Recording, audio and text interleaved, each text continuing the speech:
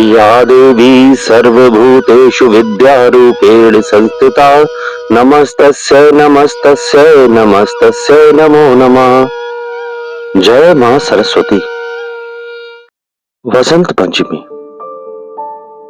आज वसंत पंचमी से जुड़े हुए महत्वपूर्ण तथ्य। वसंत पंचमी वसंत ऋतु की पंचमी को मनाए जाने वाला एक अद्भुत पर्व है। वसंत पंचमी या श्री पंचमी हिंदू त्योहार है। इस दिन विद्या की देवी सरस्वती, कामदेव और विष्णु जी की पूजा की जाती है।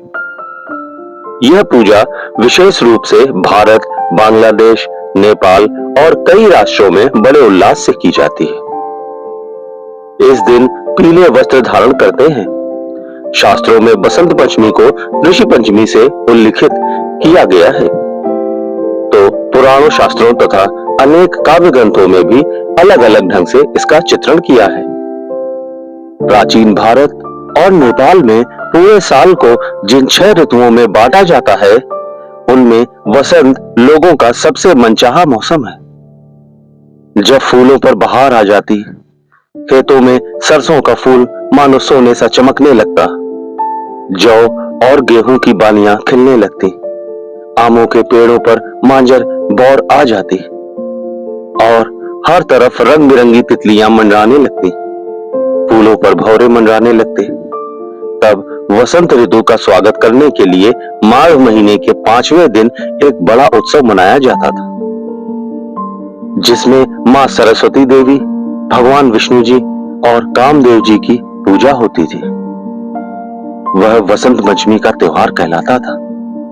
वसंत पंचमी पर्व का महत्व। वसंत ऋतु आते ही प्रकृति का कण कण खिल उठता है। मानव तो क्या, पशु पक्षी तक उल्लास से भर जाते हैं। हर दिन नई उमंग से सूर्योदय होता है और नई चेतना प्रदान कर अगले दिन फिर आने का आश्वासन देकर चला जाता है। यूं तो माघ का यह पूरा मास ही उत्साह देने वाला है, पर वसंत पंचमी माघ शुक्ल पक्ष का पर्व भारतीय जनजीवन को अनेक तरह से प्रभावित करता है। प्राचीन काल से इसे ज्ञान और कला की देवी मां सरस्वती का जन्म दिवस माना जाता है। जो शिक्षाविद भारत और भारतीयता से प्रेम करते हैं, वे इस दिन मां शारदे की पूजा कर उनसे और अधिक ज्ञानवान होने की प्रार्थना करते हैं। कलाकारों का तो कहना ही क्या। जो महत्व सैनिकों के लिए अपने शस्त्रों और विजयदशमी का है, जो विद्वानों के लिए अपनी पुस्तकों और व्यास पूर्णिमा का है, जो व्यापारियों के लिए अपने तराजू, बाट, बही खातों और दीपावली का है, वही महत्व कलाकारों के लिए वसंत पंचमी का है।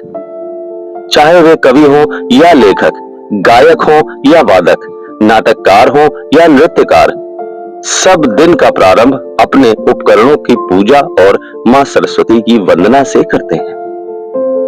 वसंत पंचमी का पौराणिक महत्व। इसके साथ ही यह पर्व हमें अतीत की अनेक प्रेरक घटनाओं की याद भी दिलाता है। सर्वप्रथम तो यह हमें त्रेता युग से जोड़ती है। रावण द्वारा सीता के हरण के बाद श्री राम उनकी खोज में दक्षिण दिशा की ओर बढ़े।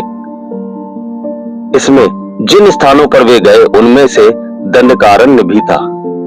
यहीं शबरी नामक भीलनी रहती थी। जब राम उसकी कुटिया में पधारे, तो वह सुध बुध खो बैठी चख चख कर मीठे बेर राम जी को खिलाने लगी। प्रेम में पगे जूठे बेरों वाली इस घटना को राम कथा के सभी गायकों ने अपने अपने ढंग से प्रस्तुत किया। दंडकारण्य का वह क्षेत्र इन दिनों गुजरात और मध्य प्रदेश में फैला हुआ है। गुजरात के डांग जिले में वह स्थान है जहां शबरी मां का आश्रम था। वसंत पंचमी के दिन ही रामचंद्र जी वहां आए थे। उस क्षेत्र के वनवासी आज भी एक शिला को पूजते हैं, जिसके बारे में उनकी श्रद्धा है कि श्री राम आकर यहीं बैठे थे। वहां शबरी माता का मंदिर भी है। वसंत पंचमी का ऐतिहासिक महत्व। वसंत पंचमी हमें गुरु राम सिंह कूका की भी याद दिलाती है। उनका जन्म 1816 ईस्वी में वसंत पंचमी पर लुधियाना के भैडी ग्राम में हुआ था। कुछ समय वे महाराजा रणजीत सिंह की सेना में रहे, फिर घर आकर खेती बाड़ी में लग गए। पर आध्यात्मिक प्रवृत्ति होने के कारण इनके प्रवचन सुनने लोग आने लगे। धीरे धीरे इनके शिष्यों का एक अलग पंथ ही बन गया जो कूका पंथ कहलाया। गुरु राम सिंह गोरक्षा, स्वदेशी, नारी उद्धार, अंतरजातीय विवाह, सामूहिक विवाह आदि पर बहुत जोर देते थे। उन्होंने भी सर्वप्रथम अंग्रेजी शासन का बहिष्कार कर अपनी स्वतंत्र डाक और प्रशासन व्यवस्था चलाई थी। प्रतिवर्ष मकर संक्रांति पर भैणी गांव में मेला लगता था। सन 1872 ईस्वी में मेले में आते समय उनके एक शिष्य को अंग्रेजों ने घेर लिया। ये सुनकर गुरु राम सिंह के शिष्य भड़क गए। उन्होंने उस गांव पर हमला बोल दिया, पर दूसरी ओर से अंग्रेज सेना आ गई, अतः युद्ध का पासा पलट गया। इस संघर्ष में अनेक कूका वीर शहीद हुए और 68 पकड़ लिए गए। इनमें से 50 को 17 जनवरी 1872 ईस्वी को मलेरकोटला में तोप के सामने खड़ा कर उड़ा दिया गया। शेष 18 को अगले दिन फांसी दी गई। 2 दिन बाद गुरु राम सिंह को भी पकड़कर बर्मा की मांडले जेल में भेज दिया गया। 14 साल तक वहां कठोर अत्याचार सहकर सन 1885 ईस्वी में उन्होंने अपना शरीर त्याग दिया।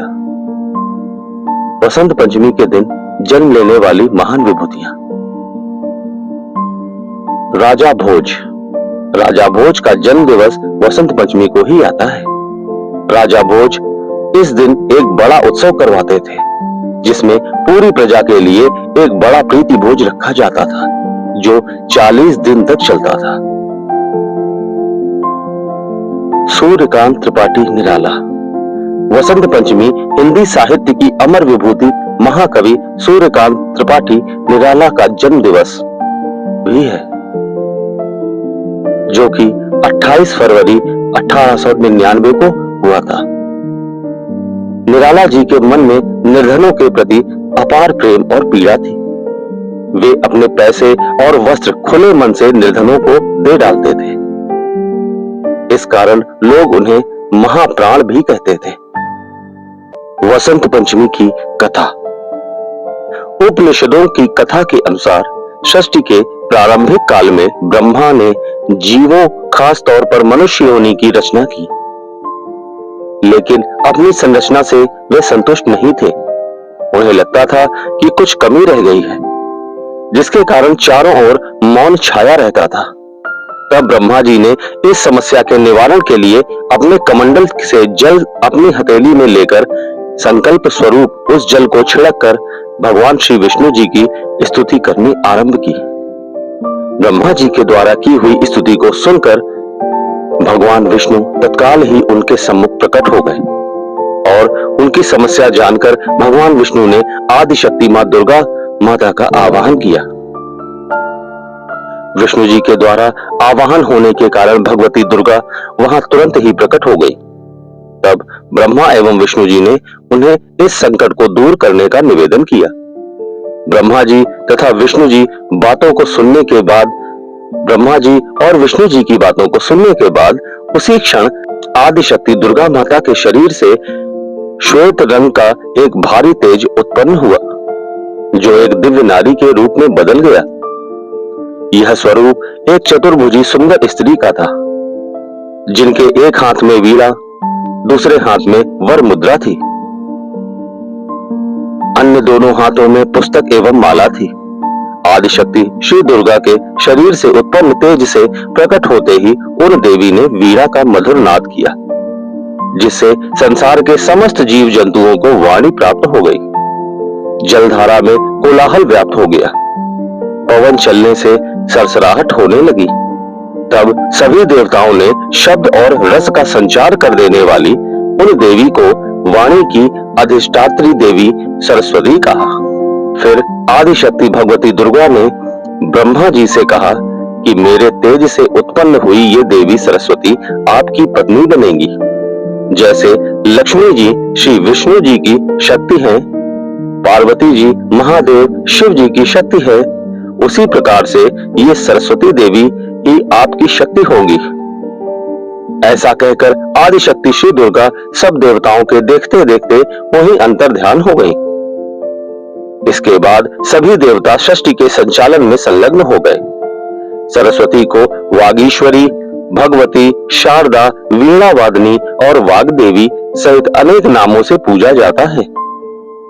ये विद्या और बुद्धि प्रदाता है। संगीत की उत्पत्ति करने के कारण ये संगीत की देवी भी है। वसंत पंचमी के दिन को इनके प्रकटोत्सव के रूप में भी मनाते हैं। ऋग्वेद में भगवती सरस्वती का वर्णन करते हुए कहा गया है, प्रणो देवी सरस्वती वाजे वज्रनीवती धीनामणि त्रयवतु। अर्थात ये परम चेतना है। सरस्वती के रूप में ये हमारी बुद्धि, प्रज्ञा तथा मनोवृत्तियों की संरक्षिका है। हम में जो आचार और मेधा है उसका आधार भगवती सरस्वती ही है। इनकी समृद्धि और स्वरूप का वैभव अद्भुत है। पुराणों के अनुसार श्री कृष्ण ने सरस्वती से प्रसन्न होकर उन्हें वरदान दिया था कि वसंत पंचमी के दिन तुम्हारी भी आराधना की जाएगी, और तभी से इस वरदान के फलस्वरूप भारत देश में वसंत पंचमी के दिन विद्या की देवी सरस्वती की भी पूजा होने लगी, जो कि आज तक जारी है। तो बोलिए सभी प्राणियों को विद्या एवं ज्ञान देने वाली माता सरस्वती की जय। धन्यवाद।